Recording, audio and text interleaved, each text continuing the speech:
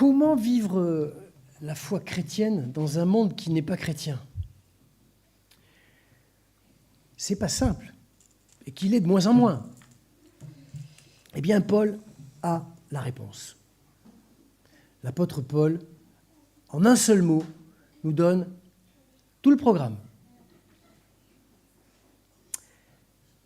Un seul petit mot magique qu'il dévoile comme un trésor dans sa première épître aux Corinthiens, au chapitre 13. Vous l'entendez déjà résonner, l'amour. Ah, l'amour. J'aime Christine, ma femme. J'aime mes guitares.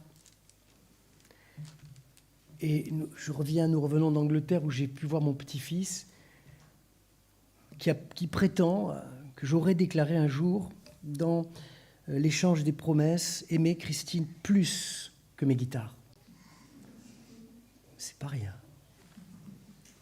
J'aime le vin de Bordeaux, j'aime un club de foot que je ne citerai pas ici. Déclaration d'amour que mon prédécesseur Raymond aurait fait devant vous, sous réserve. Confirmation, bien, j'espère qu'il nous écoute. J'aime Marc Chagall, j'aime les Rolling Stones, j'aime tout ça et vous aimez tant d'autres choses. Un seul verbe en français, aimer, pour décrire autant de choses différentes, autant d'émotions qui n'ont pas la même importance. C'est le moins qu'on puisse dire. Et c'est dire toute la pauvreté de la langue française dès qu'il s'agit d'ouvrir le registre des émotions.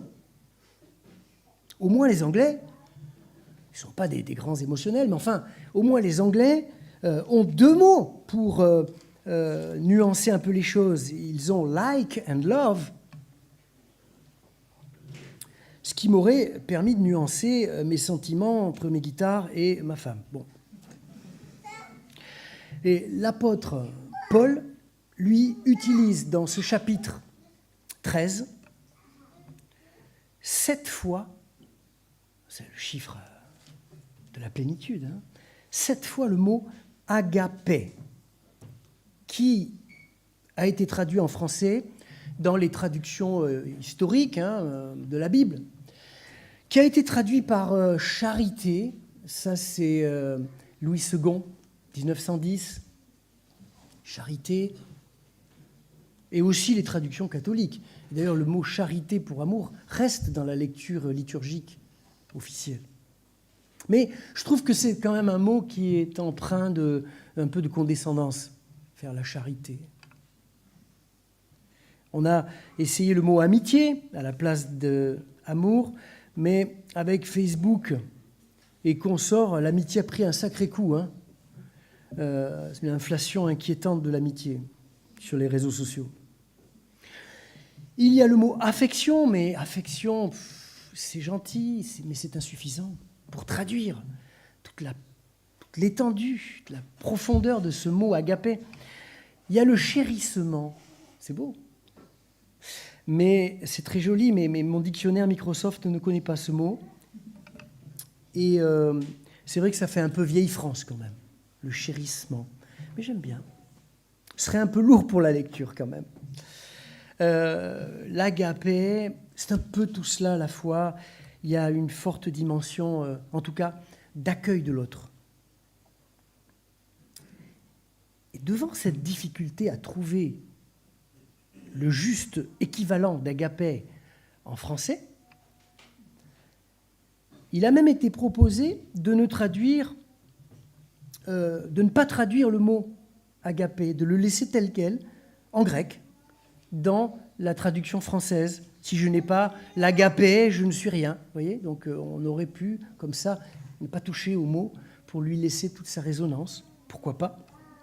En tout cas, il faut noter quand même que agapé en grec, c'est un mot féminin, alors que l'amour, en français, est un mot masculin. On a tendance à récupérer un peu, nous les hommes, les belles choses. Le chapitre 13 de Paul aux Corinthiens serait donc une chanson d'amour entre moi et Madame Agapé. C'est beau, non? On va lire le texte. À partir du dernier verset du chapitre 12 jusqu'au premier verset du chapitre 14.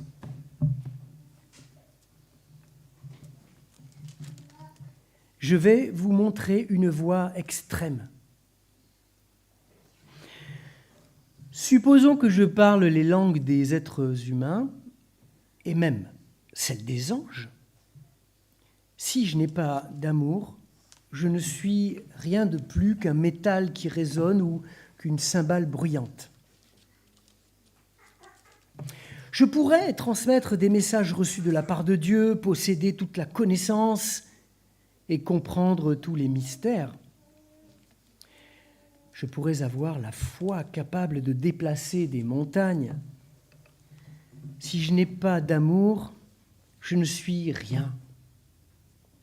Je pourrais distribuer tous mes biens aux affamés et même livrer mon corps aux flammes. Si je n'ai pas d'amour, cela ne me sert à rien. L'amour est patient et bienveillant. Il n'est pas envieux, il ne se vante pas et n'est pas prétentieux. L'amour ne fait rien de honteux, n'est pas égoïste, ne s'irrite pas et n'éprouve pas de rancune.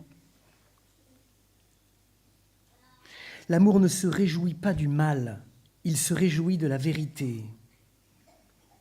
Et en toutes circonstances, il fait face, il garde la foi, il espère, il persévère. L'amour est éternel.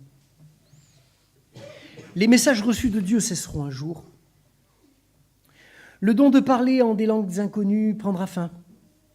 La connaissance disparaîtra.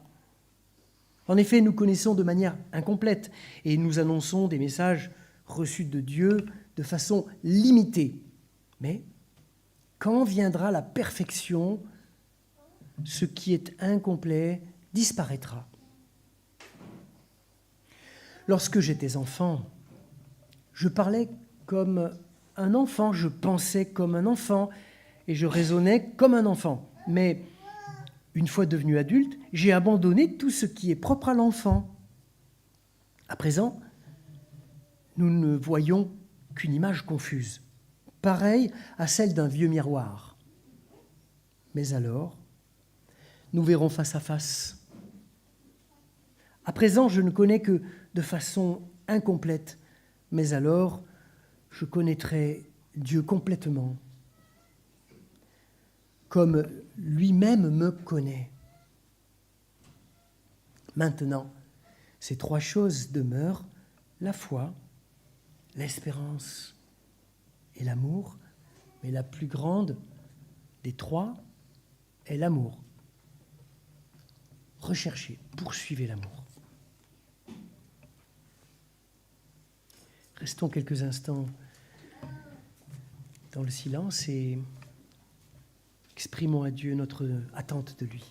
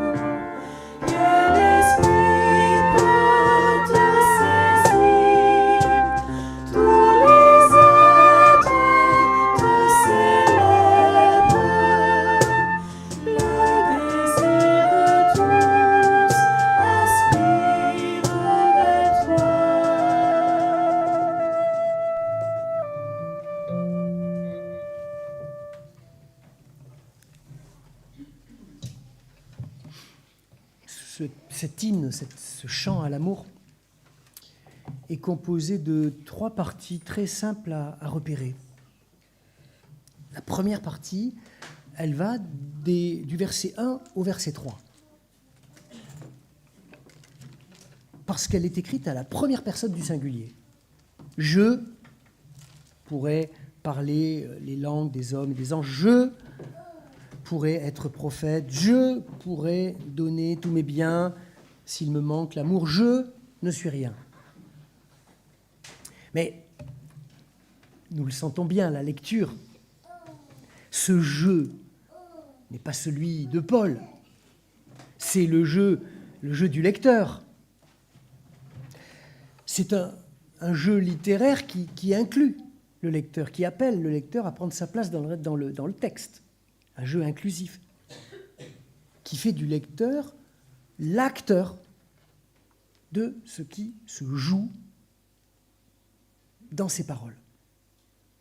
Telle est la règle du jeu que Paul met en place ici.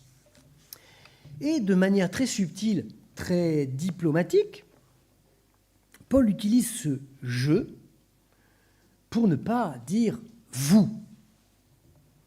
Vous, les Corinthiens. Vous, les champions, les athlètes de la foi.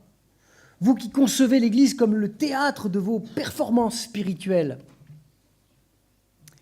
Vous qui mettez en scène le Saint-Esprit, au lieu de vous en laisser remplir. Vous qui marchez par la vue et la démonstration de puissance, au lieu de marcher par la foi en Christ et de suivre humblement son chemin.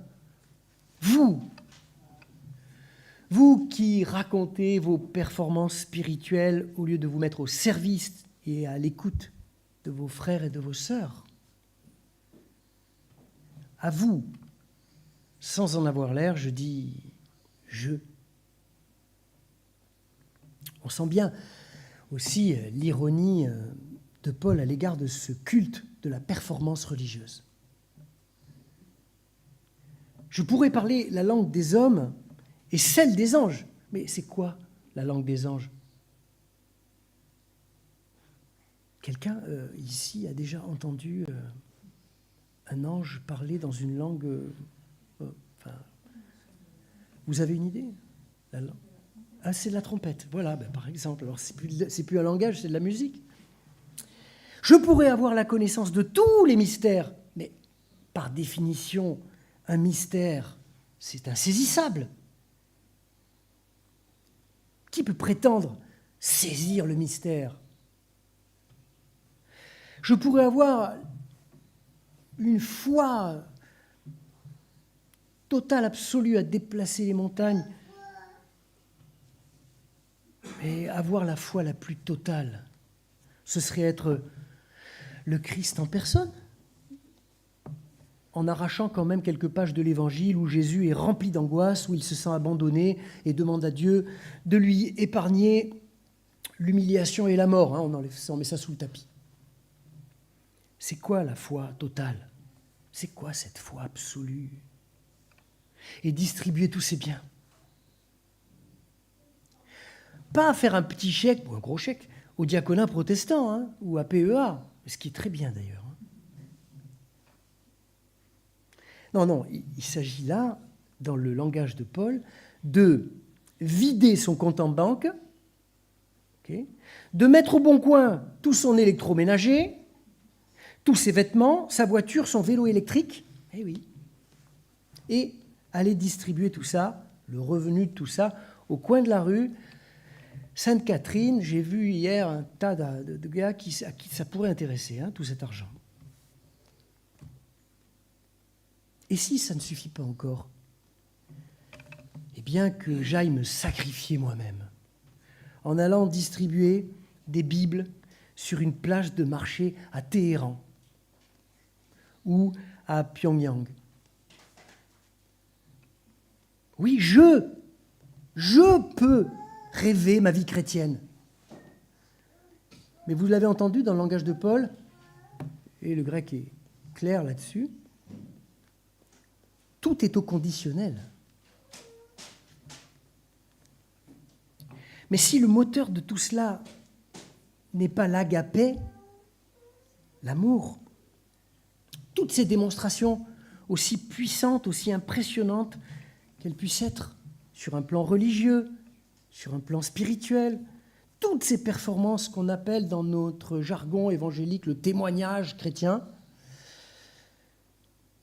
et qui vont faire de moi, dans le regard des autres, un saint de l'Église, un modèle spirituel. Tout cela, mon frère, ma sœur, tout cela, c'est du vent, c'est bidon, c'est sans valeur.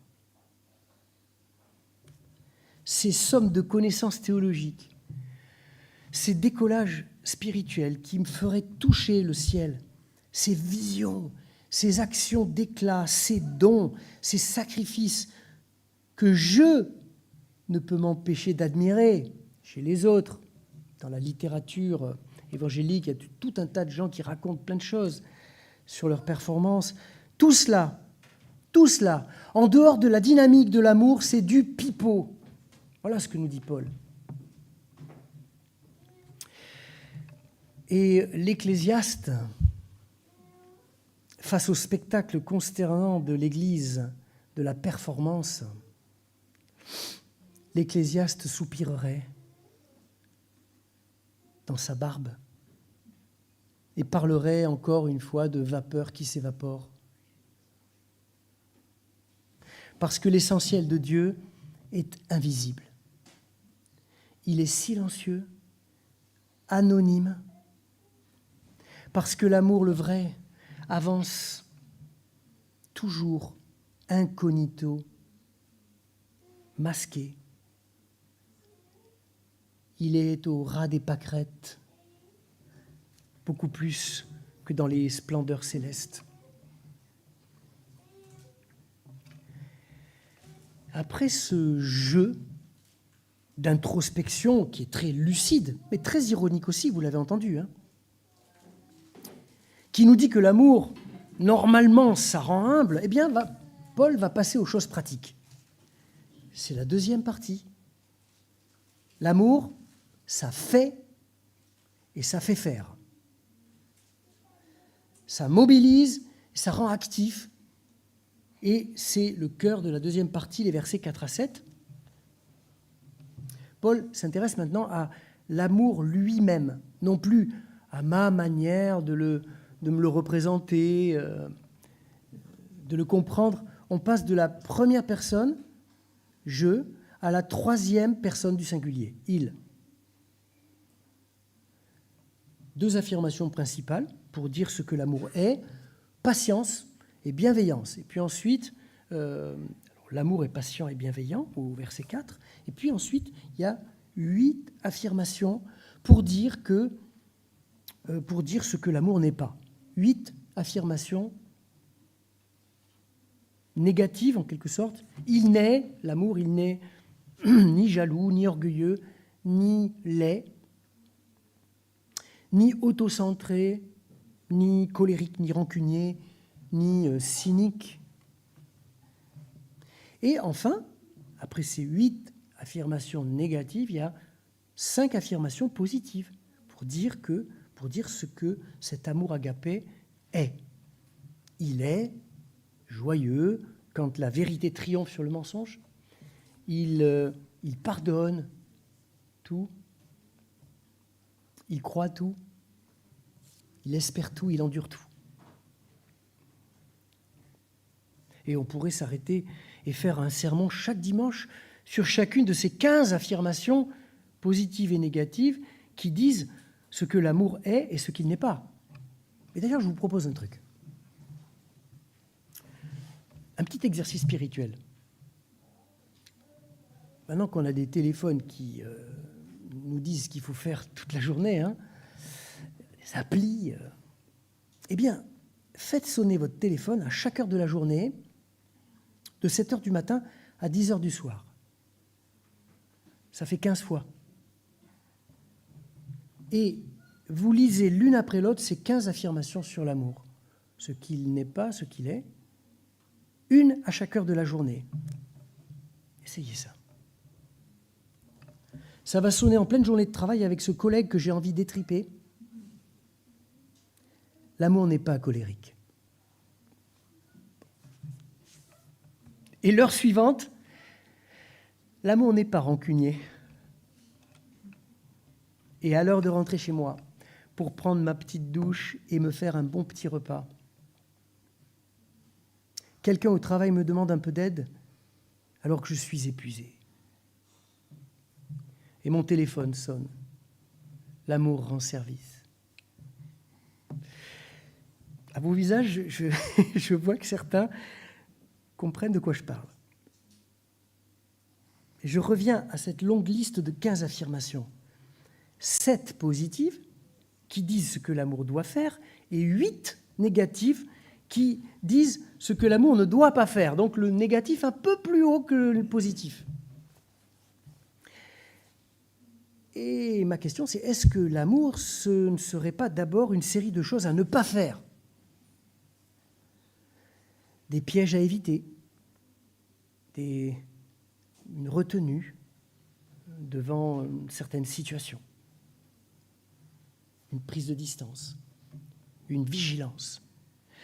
Vous voyez que l'amour, ici, c'est le contraire, c'est complètement le contraire du sentimentalisme vaporeux, romantique et guimauve. Ces paroles de Paul qu'on lit la plupart du temps, je ne sais combien de fois on m'a demandé de prêcher ce texte dans les liturgies de mariage. Elles n'ont rien d'un sirop émotionnel et gnangnan. Rien du tout. L'amour, ça se connaît à ce que ça ne fait pas et à ce que ça fait. Vous pouvez répéter après moi ? L'amour, ça se connaît à ce que ça ne fait pas et à ce que ça fait.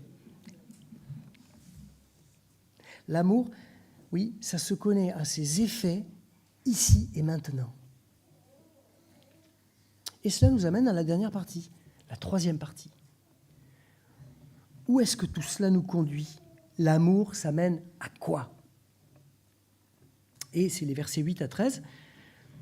Ils sont un peu l'estuaire du grand fleuve Agapé. Dans la région, ici, on comprend ce concept d'estuaire. Souvenez-vous, au début, les verbes étaient employés au conditionnel. Quand je parlerai, quand j'aurai toute la connaissance, quand je donnerai tous mes biens. Dans la deuxième partie, les verbes étaient au présent, verbe d'action. L'amour prend patience, ne jalouse pas, ne s'irrite pas, il se réjouit, il croit au présent. Ici, dans cette fin de chapitre, les verbes sont au futur. C'est le temps de la promesse. C'est le temps de l'espérance qui fait maintenant irruption dans l'hymne à l'amour. Et ce que Paul veut nous dire ici, c'est que cet amour à l'œuvre, cet amour action, qu'on reconnaît à ses effets au présent, dans notre vie, eh bien en fait, c'est un amour qui nous ouvre des perspectives, qui nous ouvre un avenir. Et Paul va évoquer cet avenir de l'amour avec au moyen de 3 idées très simples. La première, qui est très actuelle, je trouve, c'est celle de l'obsolescence programmée. Parce qu'il n'y a pas que ma machine à café qui est victime de ce syndrome. Ce dont les Corinthiens sont précisément si fiers, leur prophétie, ça a été traduit par parole de Dieu, leur prédication, leurs exercices glossolaliques, parler en langue inconnue, leur leader super charismatique, on en parlait hier avec Aventure Formation. Tout cela est d'ores et déjà marqué du sceau de l'obsolescence programmée. Les exploits spirituels de l'Église sont de l'ordre de l'éphémère, du passager, du temporel, et cette prédication que je vous donne en fait partie. Première idée. La deuxième idée, c'est l'image du passage de l'enfance à la vie adulte. Pour dire qu'il y aura un changement de réalité. une différence profonde entre ce que nous connaissons maintenant, ce que nous vivons aujourd'hui, tout croyant que nous sommes, et ce que nous connaîtrons, ce que nous vivrons demain, dans l'autre réalité, une réalité dont les poètes pourraient parler peut-être, une réalité transfigurée, inimaginable, incomparable. Nous y aspirons, nous regardons loin devant, comme une terre promise. Et enfin, troisième idée, Paul évoque la vie en miroir. Aujourd'hui, nous voyons de manière confuse, mais alors ce sera face à face. Mais on peut se laisser tromper là par l'image, parce qu'elle n'a pas le même sens au 1er siècle qu'aujourd'hui. Le miroir à l'époque des lecteurs de Paul, ce n'est pas du tout cette super surface lumineuse dans laquelle vous vous admirez chaque matin. Ce n'est pas ça le miroir. C'est souvent un cours d'eau, surface comme à Bordeaux, il y a ça, vous pouvez aller voir le miroir d'eau, voilà, où on se voit un peu, mais on se distingue. Mais en fait, le miroir évoque vraiment ces deux choses-là. L'approximation, donc le flou. Les miroirs n'avaient donc pas la précision qu'ils ont aujourd'hui. Et le miroir aussi, il suffit que vous écriviez un texte et que vous le mettiez devant, vous allez comprendre. Le miroir est une image inversée. Ce n'est pas la réalité. L'image du miroir est trompeuse. Aujourd'hui, ma connaissance est limitée, elle est relative. Alors, je connaîtrai comme je suis connu. C'est pour dire que l'amour que nous expérimentons aujourd'hui n'est qu'un avant-goût de ce que nous connaîtrons un jour en plénitude. L'hymne à l'amour n'a pas d'autre intention que de nous prendre par la main pour nous inviter à garder un regard lucide et humble sur nous-mêmes et sur l'Église. En attendant le face-à-face avec Dieu, eh bien, l'amour nous invite à vivre cette vie chrétienne avec réalisme et humilité, en évitant de faire le mal. C'est déjà beaucoup. À défaut d'être toujours au top de l'action de l'amour, sans jamais nous prendre pour des superstars de la foi et de l'amour. Paul, par cet hymne à l'amour, vient renouveler l'air vicié de nos espaces confinés. Ça peut être l'espace intérieur, personnel, ça peut être l'espace d'une église. Paul, avec ses paroles, ouvre en grand un espace sans mesure qu'il nomme agapé, et dans lequel nous sommes appelés à respirer à nouveau, à nous reconstruire, chemin faisant, en attendant de nous découvrir un jour tout autre que nous, dans le regard du Dieu d'amour. Il ne faut pas avoir peur de ce face-à-face avec Dieu. C'est le Dieu d'amour qui va nous regarder dans les yeux. Paul avait commencé son hymne à l'amour par cette phrase d'introduction « Je vais vous montrer une voie extrême ». À vous, les chrétiens de la performance, à vous, les extrémistes de la foi, je vais vous montrer ce que cet extrême inatteignable est réellement. Vous aimez les défis ? Alors, écoutez ce que je vais vous raconter. Vous n'allez pas être déçus du voyage. Voilà ce que ça veut dire, cette première phrase de Paul. Et puis tout à la fin de l'hymne, il y a une dernière petite phrase. Au verset 14, au premier verset du chapitre 14, « Recherchez l'amour ». C'est traduit comme ça dans beaucoup de versions. En fait, il faudrait mettre d'autres synonymes pour faire résonner ce mot grec. Ce serait « poursuivez », « traquez l'amour ». Ne le lâchez pas, harcelez-le, Courez-lui après, persécutez l'amour. C'est peut-être le mot le plus conforme au texte grec. Persécuter l'amour. Comme pour dire que nous n'en aurons jamais fini avec cet amour qui nous échappe comme une savonnette. L'amour est un champ toujours ouvert devant nous qu'il nous reste à investir, à réinvestir, à travailler tout au long de notre vie. Cet hymne à l'amour redit de façon très poétique ce que le message de la croix, la parole de la croix, nous avait déjà enseigné au début de l'épître de Paul aux Corinthiens. La vie en plénitude, c'est être décentré de soi, c'est apprendre à lâcher prise sur nos désirs de puissance.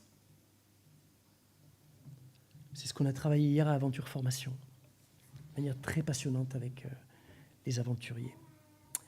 La vie en plénitude, l'agapé, c'est accueillir la promesse de Dieu, celle bien sûr de son royaume, un royaume à venir, mais qui s'invite au cœur de notre présent. Non pas comme un produit spirituel à consommer sur place les dimanches matins, ni même pour nous construire tout au long de la semaine une harmonie intérieure, perfection intérieure. C'est totalement illusoire.